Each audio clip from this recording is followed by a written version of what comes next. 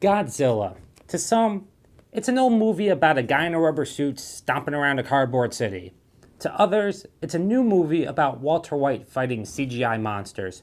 But to the people who created Godzilla, it's a visual representation of the pain and fear that came out of the Hiroshima and Nagasaki bombings.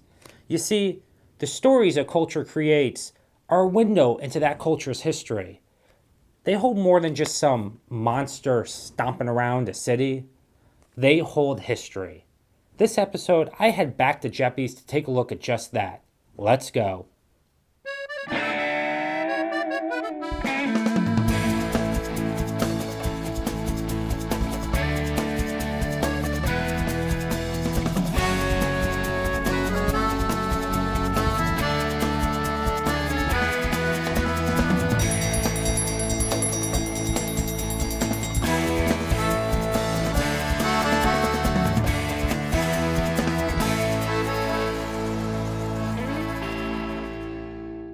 What is important about remembering and being able to see the history of comics and pop culture? What can people glean from that? Well, there's a whole bunch of things they can glean. There's a change in narrative style, there's a change in artistry, the way things are illustrated, the things that are focused on. It's interesting to see what sticks and what doesn't and how things change in an illustrative style over time. It seems like comic books and pop culture are almost a barometer for the people of the time, their concerns, their hopes, their fears. Well, that's basically true with most of the entertainment medium, that comics and media, they show what we are at a given time, and then they become indicators of where we've been. It's like a touchstone to like a wider memory experience. Want to know what was trendy or hip during a period of history? Just look at the television shows it produced. You're safest if you stick with shows that were contemporary to the time, kind of like I Love Lucy, Seinfeld, or Sex and the City. You can learn what clothing was in style, how people wore their hair, even social norms and cultural trends.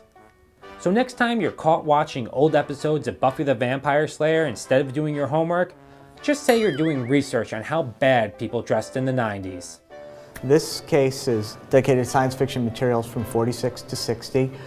Basically what we're talking about here is a time in American history where science was both the benevolent benefactor and the evil villain all wrapped in one. So you had science as the destruction of all because of Hiroshima and Nagasaki, but then you also have the science of space travel. Sputnik goes out, circles the globe, people are suddenly clamoring for outer space Western travels. One of the best ways to track the fears of a culture is to look at the horror stories it produces. Take Dawn of the Dead. It's a reaction to the zombie-like state consumers get in the mall. But it didn't just start with horror films, it dates back farther, a lot farther. Grimm's Fairy Tales. Published in 1812, it's a collection of traditionally oral fairy tales told through the generations. But why were these tales told? For fun? For amusement? No! They were gruesome. They were told to scare kids, to keep them from doing the things their parents feared they would do. These stories arose from the fears of a society, from a fear for their children's safety. Horror hasn't changed since. They're coming to get you, Barbara. Stop it! You're ignorant. They're coming for you, Barbara. Now, why a book on zombies?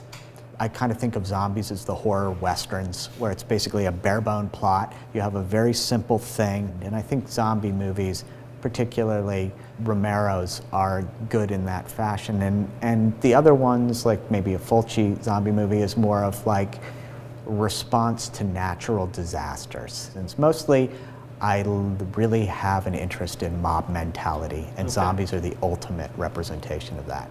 You see with like Romero's Dawn of the Dead, there was an underlying commentary on American culture of the time. There's zombie films on Redbox every week. Yes. Netflix is popping a new one up all the time. Walking Dead is bringing in huge numbers. It's one of the most popular shows on television right now. and people are really responding to this. We just had Brad Pitt in World War Z. Why do you think there's a resurgence of zombies in our culture?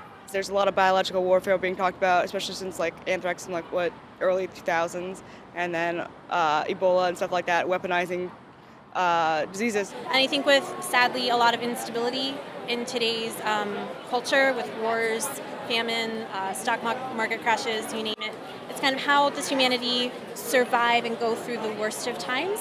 I think just with all the things that are going on around the world and all the different, possibilities people are wondering about, it's kind of like a common bond through everybody. Movie t-shirts, comic book toys, video game art books. Our modern society is surrounded by character-based merchandise. But I bet you can't guess when it all started. Think about it for a second. No. Much older than that. Next episode on History at Risk, we find out the answer and a whole lot more. See you then.